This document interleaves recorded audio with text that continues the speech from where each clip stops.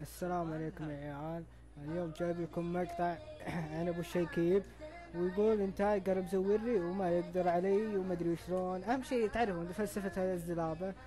الحين تابعوا المقطع وش يقول. يقول مزورني نفس كذا، حلو صح؟ طيب يا السبك يا مصروع يا الدلخ. الحين بوضح لكم مقطع انا يوم نزلتك دعسك، واوضح للناس انك نوب وتصرف. بعدين من انت عشان ازور عليك؟ طيب الحين نروح المقطع يا عيال واوضح للسبك. دقيقة ايوه تابعوا معي يا عيال. هذا هو وش. دقيقة نرجع المقطع. هذا وش يا ابو شكيب؟ هذا وش يا حويلان؟ هذا وش؟ ما تشوف؟ قسم بالله انك نوب، اقسم بالله انك نوب. هذا وش يعني؟ بالله انت بتصرف قدام اخوياك. طيب خلنا نوصل للنهاية ونوضح نشوف. لا طول عمرك نوب.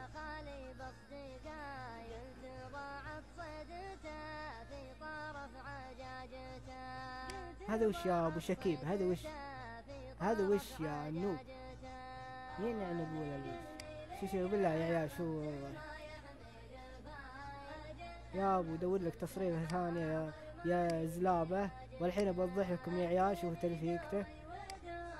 خلينا نقدم السبك جاب العيد على نفسه بعد. دقيقة يا عيال.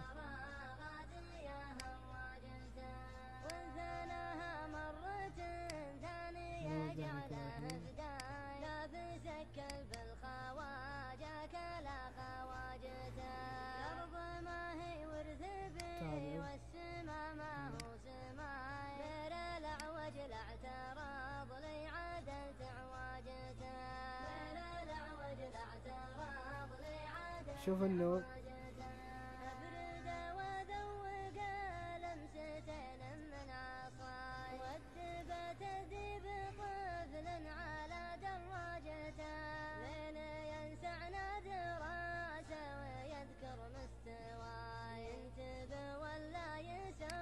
حلو. نجومه يقول 0.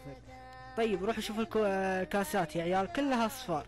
يعني يا غبي انت اخويك مزور لك ولا انت مزور نفسك وحاب ترد المقطع وتصرف يعني انه انا ما اندعست زي كذا. لكن بقول لك شيء، انت ورع وانا بنزل المقطع هذا واسحب عليك، وبعد بنزل مقاطعكم كل بكم بسحب عليكم. والله صدقوا العيال قالوا اسحب عليه هذا مسكين. يلا بروب العاده اشوفك تنبح يا ابو شكل.